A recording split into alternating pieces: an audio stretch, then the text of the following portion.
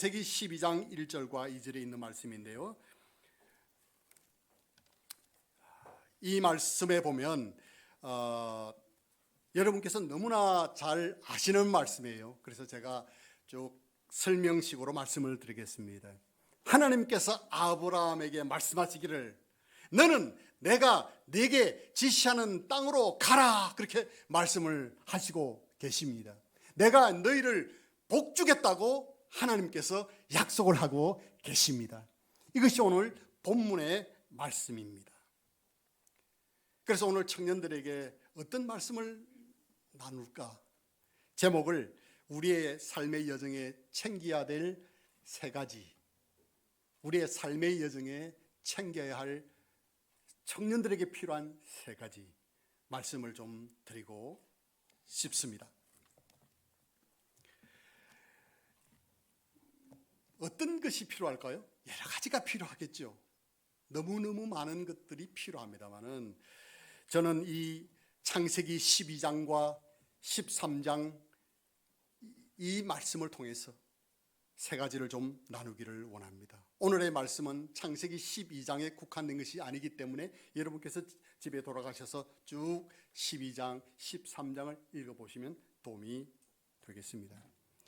청년 형제자매 여러분, 우리 삶 가운데서 무엇보다 필요한 것이 저는 믿음으로 사는 것이 필요하다. 믿음으로 살아야 한다. 그것을 꼭 말씀을 드리고 싶습니다. 여러분, 대한민국의 이 여권의 파워가 대단한지 여러분 다 아시죠? 전 세계 200개의 국가 가운데서 대한민국과 일본과 싱가포르가 패스포트의 그 파워가 1, 2등, 3등을 합니다. 대한민국의 여권만 있으면 전 세계 거의 190개국을 무비자로 여행을 할 수 있습니다. 대한민국 여권을 가지면 미국 여권으로도 못 가고 호주 여권으로도 못 가는 라오스라든지 베트남을 무비자로 웰컴 갈 수가 있습니다. 저는 해외 생활을 저도 거의 이제 30년을 지금 살고 있기 때문에 누구보다도 실제적으로 그것을 느끼고 있습니다. 대한민국의 문화, 대한민국의 음악, 대한민국의 예술, 대한민국 한국적인 것이 지금은 세계적인 것입니다. 한국의 코리안 스탠다드가 이제는 세계 스탠다드로 지금 되어지고 있는 것이 사실입니다. 한국을 와보면 물론 한국은 이렇게 땅덩어리가 좁으니까 이런 것이 가능하겠지만 한국처럼 편한 나라가 없습니다. 제 사유가 호주입니다.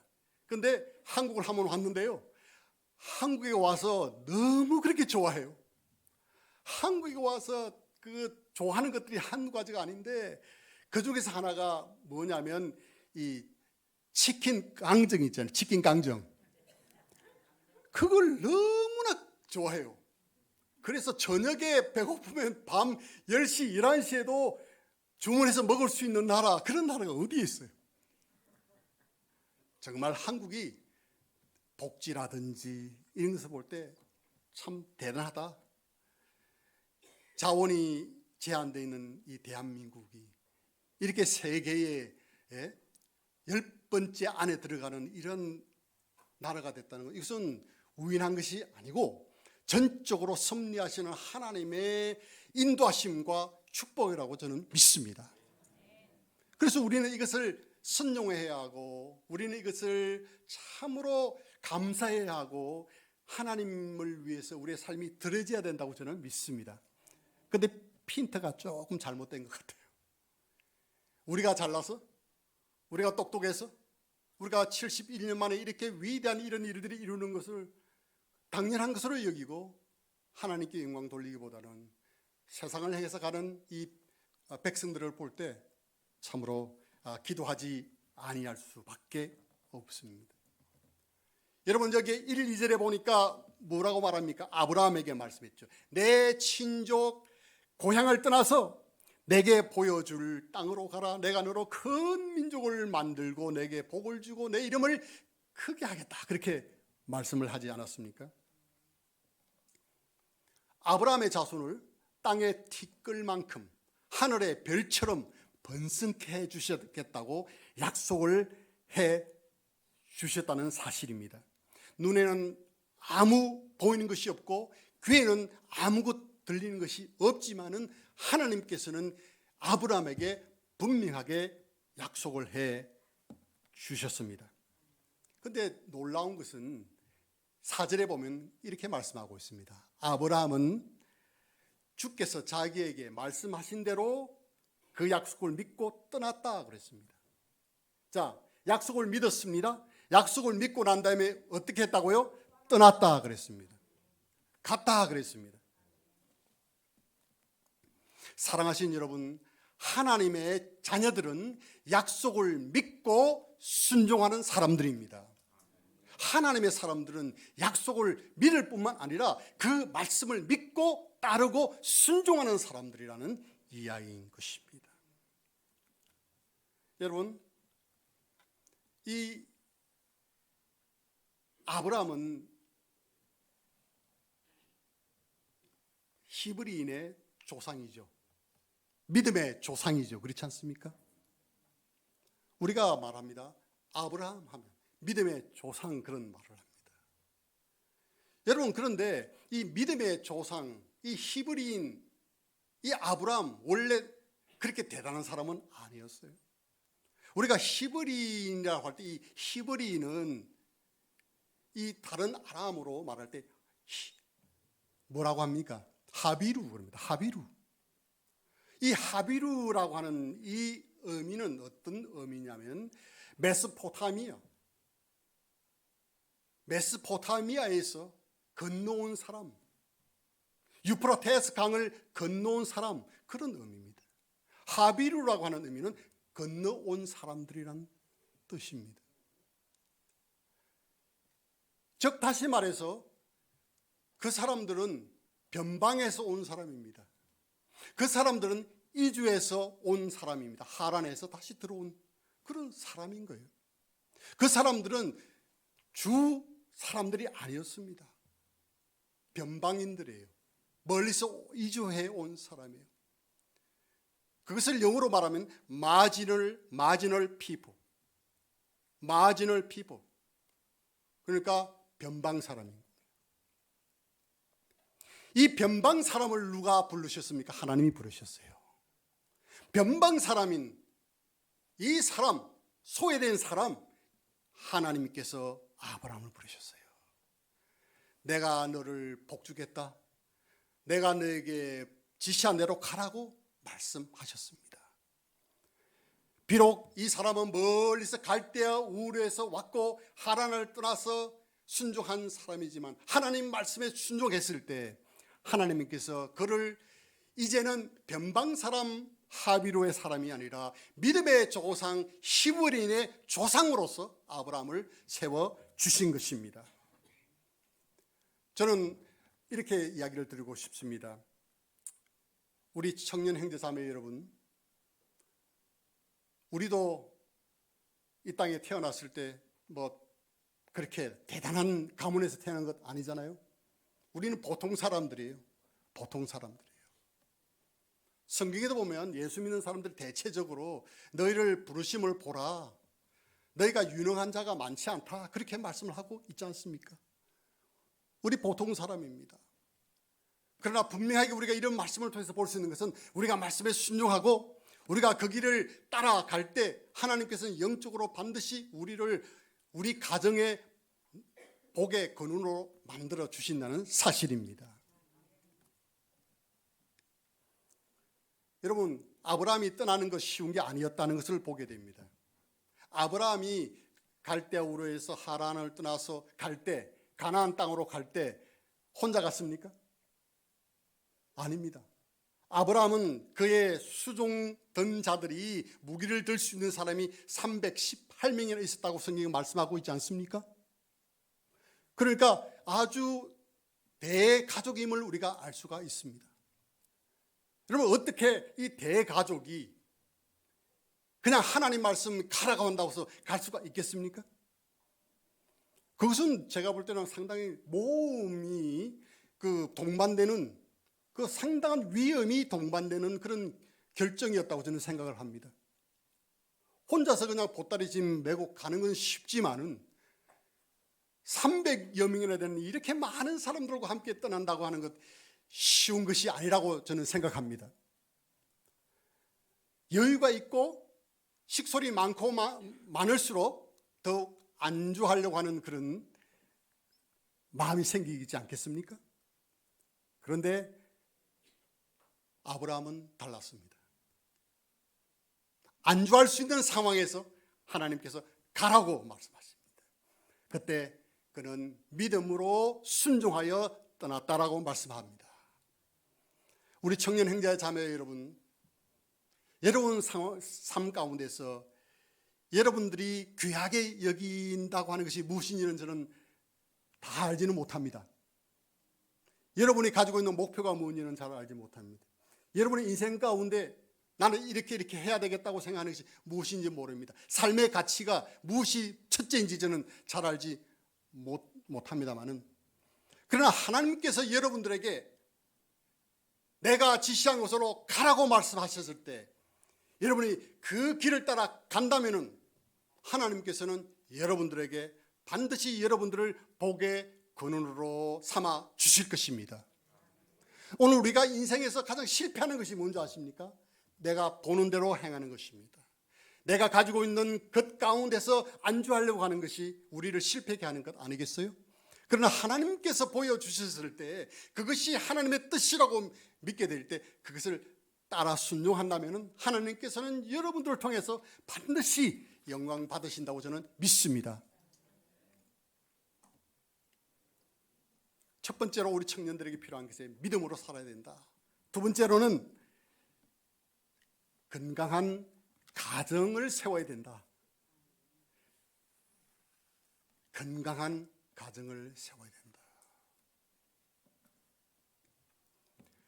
한국 사회가 사회 구조적으로 결혼을 하기가 상당히 어려운 구조라고 하는 것은 정말 누구나 다 지금 인정을 하고 있습니다. 그리고 결혼을 해도 자녀를 낳는 이 기간이 너무 또 많이 걸립니다. 그리고 요즘은 건강이 그렇게 가임을 하기에 그렇게 참 환경적으로 좋지 않은 그런 부분들이 또 실제적으로 있음을 보게 됩니다. 그래서 출산율이 그걸 보니까 작년 22년도에는 가임률이 전국적으로 0.78%, 그러니까 한 여자분이 아이를 낳을 수 있는 퍼센테이지가 0.78%. 그리고 서울시는 더 아주 암울합니다. 0.59%. 두 여자분이 결혼해야 아이 하나를 낳을 수 있는 그런 지금 상황에 다다르고 있습니다. 뿐만 아니라 사회적인 이런 여러 가지 영향 때문에 이 비혼이 또 많이 늘어가는 것 같아요. 아예 그냥 나는 이것도 싫고 저것도 싫고 결혼 안 하겠다 이렇게 생각하시는 분들도 많이 있는 것 같습니다. 제가 말씀을 드리고 싶은 것은 우리 청년들에게 이 말씀을 꼭 드리고 싶습니다. 여러분이 어떻게 들으시든지 간에 이렇게 말씀을 드리고 싶습니다. 우리는 그리스도인이기 때문에, 우리는 하나님의 자녀이기 때문에 말씀에 순종해야 된다고 믿습니다.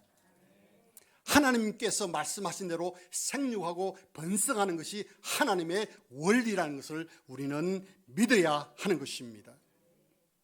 오늘날 우리가 건강한 이 가정을 세우지 않으면 절대로 우리는 건강한 교회를 세울 수가 없고, 그리고 절대로 건강한 나라를 세울 수가 없습니다.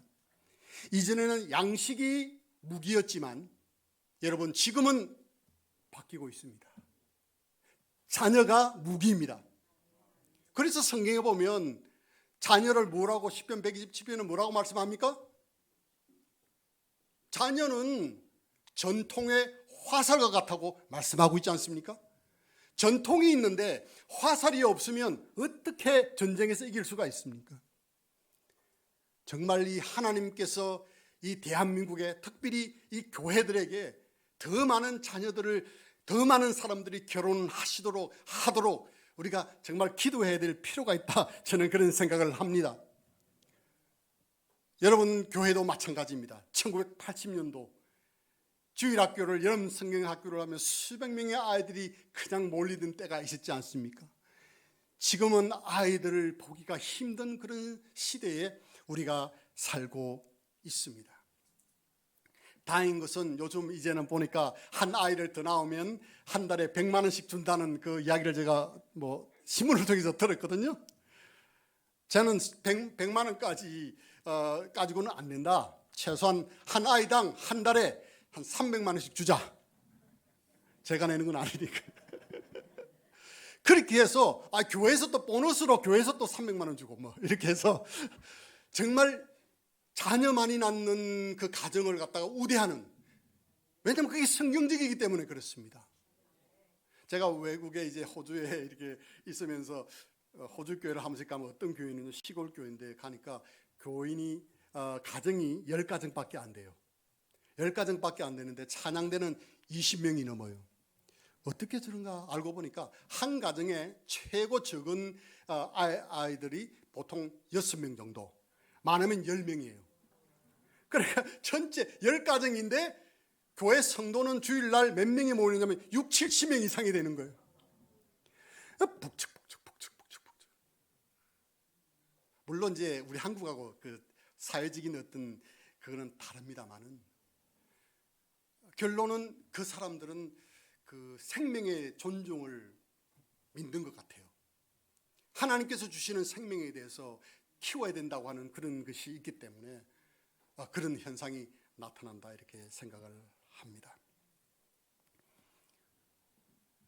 외국에 이렇게 가보면은 그 교회들, 조그만 교회들 한 100명만 되면 그런 교회들은 이 크리스찬 스쿨들을 많이 이렇게 대안학교들을 많이 하더라고요.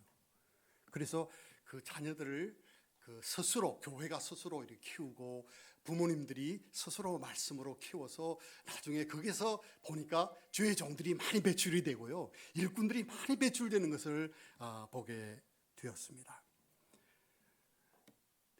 그 사탄 숭배자였던 앨리스 베일리라고 하는 여자분이 있는데, 그분이 쓴 것 가운데서 교회를 파괴시키는 10가지 전략이라고 하는 것이 있다고 합니다. 그 중에서 제가 한 3가지를 보니까 이런 내용이 첫 번째, 두 번째, 세 번째에 나와 있었습니다. 첫 번째가 뭐냐면, 이 세상 교육 시스템으로부터 하나님과 기도를 제거하라. 그러면 가정이 파괴된다는 거죠. 두 번째로는 아동들에 대한 부모의 권위를 축소시켜라. 미얀마가 아직도 참 좋은 건요, 미얀마는 부모들에 대한, 스승들에 대한 이 존경심이 대단합니다. 아무리 어려워도 부모를 복양하는 정신이 지금도 있습니다. 그리고 스승들이 지나가면 고개를 숙이는 이런 예의를 표하는 것이 미얀마에는 지금도 살아 있습니다. 그런데 마귀는 아이들이 부모의 권위에 도전하라고 가르치는 것이 마귀의 전략입니다. 세 번째로는 기독교 가정 구조, 전통적인 기독교 가정 구조를 파괴해라, 그렇습니다. 이런 것은 어디로부터 옵니까? 인본주의와 이 페미니즘, 이런 무신론적인 그러한 교육으로부터 나온다고 저는 생각을 합니다. 여러분, 성경에 보면 경건한 가정과 세속적인 가정이 나타나 있는데요, 특별히 창세기 13장에 나타나 있습니다. 그리고 19장에 나타나 있습니다. 누구입니까? 바로 아브라함과 롯의 가정입니다. 제가 설명을 드리지 않아도 여러분 너무나 잘 아십니다. 양들이 많아짐으로써 서로 다툼이, 종들이 있습니다. 그래서 아브라함이 말합니다. 네가 좌하면 나는 우하고 네가 우하면 나는 좌하겠다. 그때 롯이 눈을 들어서 봅니다. 소할 땅입니다. 거기에 물이 많습니다. 목초지가 많습니다. 이곳으로 가겠습니다. 저곳으로 가겠습니다. 그는 그곳이 소돔과 고모라가 가까운 곳인 줄을 몰랐습니다. 그런데 하나님께서 소돔과 고모라의 죄악이 관영함으로 심판하기를 결심하십니다. 그리고 뭐라고 말합니까? 아브라함이 롯에게 말합니다. 너는 이곳을 떠나야 된다. 그때 롯이 그의 사위에게 말합니다. 뭐라고 말합니까? 하나님께서 이 소돔과 고모라를 멸하실 것이다. 떠나자. 사위가 어떻게 했습니까? 그것을 농담으로 여겼더라. 한번 같이 하시죠. 농담으로 여겼더라. 농담으로 여겼습니다. 여러분, 가정의 권위가 사라진 것을 보게 되죠. 어른이 말하는 것을 우습게 생각하는. 그리고 여러분이 잘 아시는 롯의 아내입니다. 롯의 아내는 도망쳐 나오다가 뒤에 둔 것이 또 궁금해서 뒤를 돌아봅니다. 뒤를 돌아본 거로 소금 기둥이 되었다라고 말하고 있습니다. 여러분, 이것은 무엇을 말합니까? 부모가 보여주어야 할 간정이 사라진 겁니다. 여러분, 그렇습니까? 부모가 간정을 보여야 되는데 부모가 세상에 미련이 있으므로 간정을 잃어버리는 모습을 우리는 이 말씀을 통해서 보는 겁니다. 그리고 결국은 롯과 두 딸이 그 심판을 멸하죠. 그런데 나중에 어떤 일이 일어납니까? 딸들이 말합니다.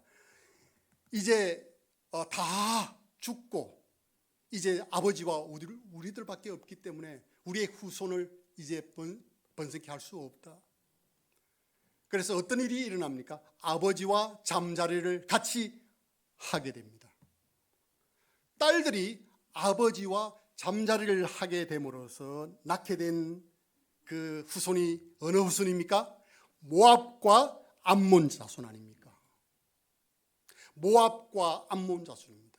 여러분, 모압과 암몬 자손은 이스라엘 백성들이 가나안 땅으로 행해서 나가려고 할 때 길을 좀 비켜달라고 할 때 그것을 막았던 사람이 누구들입니까? 바로 이 사람들입니다. 그래서 성경에 말하기를 그들은 뭐라고 했느냐면 그들은 하나님의 총회에 들어가지 못한다라고 느헤미야 13장 3절에서 말씀하고 있습니다. 이것이 바로 세속적인 가정의 대표적인 모범이 되는 것입니다. 우리는 가족을 지켜야 됩니다. 오늘날 하나님을 섬기는 건강한 가정이 이때에 정말 필요하다고 저는 믿습니다.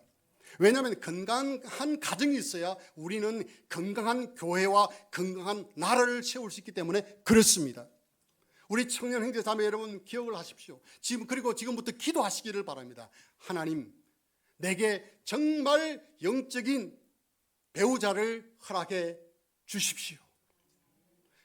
그리고 우리의 가정을 통해서 하나님이 디자인하시고 하나님이 원하시는 아름다운 가정을 세울 수 있게 해주시고 이 가정을 통해서 교회가 든든하게 세워지고 이 나라에 참으로 귀하는 그러한 영적인 가정이 되기를 원합니다라고 하는 이 기도가 우리 젊은이 여러분들에게 있어야 된다고 저는 믿습니다. 이런 것을 우리가 미처 잊어버리고 그냥 이렇게 세상적인 생각, 세속적인 그런 기준 이런 것으로 따라갔을 때 우리는 그걸 보증할 수가 없습니다. 보증할 수가 없습니다. 여러분, 여러분의 가정들을 한번 생각해 보시기를 바랍니다. 여러분의 자녀들이 믿음 안에 있기까지 얼마나 여러분들의 눈물과 기도와 헌신이 여러분들에게 있었습니까? 그렇기 때문에 오늘날 여러분의 자녀들이 그나마 주 안에서 주님을 섬기고 있는 것 아니겠어요? 얼마나 기쁩니까? 여러분의 자녀들이 주 안에 행할 때, 여러분의 자녀들이 주님을 위해서 살 때 얼마나 그 삶이 의미가 있고 보람이 있습니까? 우리 가정은 말씀과 기도로 세우겠다고 하는 이 여호수아의 이 간절한 이 여호수아 24장 15절의 말씀처럼 나와 내 집은 여호와를 섬기겠노라 하는 그런 결심, 그런 기도가 우리 청년 형제 자매님 여러분들에게 꼭 있기를 바랍니다. 세 번째로 예배를 귀하게 여겨야 됩니다. 오늘 이렇게 참 오후 예배 오신 분, 성도 여러분들은 정말 믿음의 분들이라고 저는 믿습니다. 그냥 올 수 있는 게 아닙니다. 여러분들이 가진 시간을 드리고 여러분이 가진 물질을 드리고 여러분의 은사를 드리면서 온종일 주님 앞에서 헌신하고 교제하고 예배 드리는 이것이 쉬운 것이 아닙니다. 이 세상은 모든 것이 내게 무언가를 줄 때 우리가 그것에 대해서 반응합니다. 직장에서 월급을 주기 때문에 가서 일하는 것 아니겠습니까? 그러나 교회는 그렇지 않습니다. 교회는 하나님의 은혜에 감사해서 내가 물질 드리고 내가 시간 드리고 내 재능을 드리면서 하나님을 섬기는 거 아니겠어요? 원리가 다른 겁니다. 우리가 드리는 이 예배 정말 귀한 것이라고 저는 믿습니다. 오후 시간에 청년 헌신 예배를 드리는 것은 정말 축복인 것입니다. 젊은 청년들이 그러면 챙겨야 될 것이 뭐냐? 저는 예배라고 생각합니다. 여러분 아브라함을 한번 보시기를 바랍니다. 아브라함이 복의 권원이 될 수 있었던 이유가 있는데 여러 가지 이유가 있는데 한 가지를 제가 말씀드린다고 하면 그는 하나님을 예배하는 사람이었습니다. 아브라함이 드린 예배를 우리가 쭉 보면은 여러 가지 이제 교훈을 받을 수 있지만은 그의 예배 패턴을 제가 좀 이야기를 드리고 싶은데요. 그의 예배의 패턴은 뭐냐면 불구하고의 예배 패턴입니다. 불구하고. 자, 이 성경에 보면 창세기 12장 7절 8절에 보면 이런 말씀이 있습니다. 아브라함은 세겜의 모래 평야에서 제단을 쌓고 베델 동편에서 제단을 쌓고 주의 이름을 불렀다 그랬습니다. 여러분 세겜 모래 평야에서 제단을 쌓았다고 이렇게 말씀을 하고 있습니다. 이 땅은 바로 가나안 지역입니다. 무슨 말이냐면 가나안 지역에 들어가서 제단을 쌓고 하나님의 이름을 불렀다. 무슨 이야기입니까? 여러분 가나안 지역은 아직까지도 아브라함이 평정한 지역이 아닌 거예요. 아직도 자신들의 그 위치가 불완전한 그런 불확실한 그런 상황에서 있었던 것이죠. 그 상황에서 그가 먼저 했던 것이 무엇이라고요? 하나님 앞에 제단을 쌓고 주의 이름을 불렀다. 여러분 직장 지금 찾고 계시는 성도님들 계시죠? 형제 자매들이 있잖아요. 여러분 지금 뭔가 계획하고 있죠? 청년 시기는 뭔가 안정된 것이 없어요. 60대 70대하고 다릅니다. 안정되지 않은 상태입니다. 아브라함도 마찬가지예요. 그 대식소를 몰고 지금 가나안으로 들어가는데 얼마나 여러 가지 할 일이 많겠습니까? 안정되지 않은 가운데서 가나안의 위협 가운데서 그가 맨 먼저 했던 게 뭐라고요? 하나님께 예배를 드렸다는 겁니다. 여러분 어떤 일을 계획하고 어떤 직장을 얻기 전에 여러분들이 먼저 해야 될 것이 있습니다. 그것은 바로 하나님께 예배 드리는 이 영적인 부분을 소홀히 하지 마시기를 바랍니다. 두 번째로 보면은 아브라함은 이집트로 내려가죠. 그렇죠? 나중에 이제 기근 때문에 이집트로 내려가서 어떤 일을 합니까? 자기 목숨을 구하기 위해서 자기 아내를 누이라고 속이는 이런 죄를 범하게 됩니다. 다시 말해서 아주 비겁한 꾀를 낸 아브라함이다. 그렇게 말씀드릴 수가 있습니다. 그런데 재미있는 것은 이렇게 실패한 이 사람, 아주 형편없이 비겁한 이 아브라함이 다시 베델로 돌아옵니다. 다시 베델로 돌아왔을 때에 그가 처음으로 예배드렸던 그 제단에서 다시 주의 이름을 불렀다라고 창세기 13장 4절에서 말씀하고 있습니다. 다시 말해서 이집트에서 비겁한 행동을 하는 이 실패의 사람 아브라함은 실패 때문에 좌절하지 않고 실패 때문에 그는 낙담하지 않고 다시 힘을 내어서 하나님 앞에 나와 예배하는 예배자였다는 것입니다. 예배는 성공자가 와서 하는 게 아닙니다.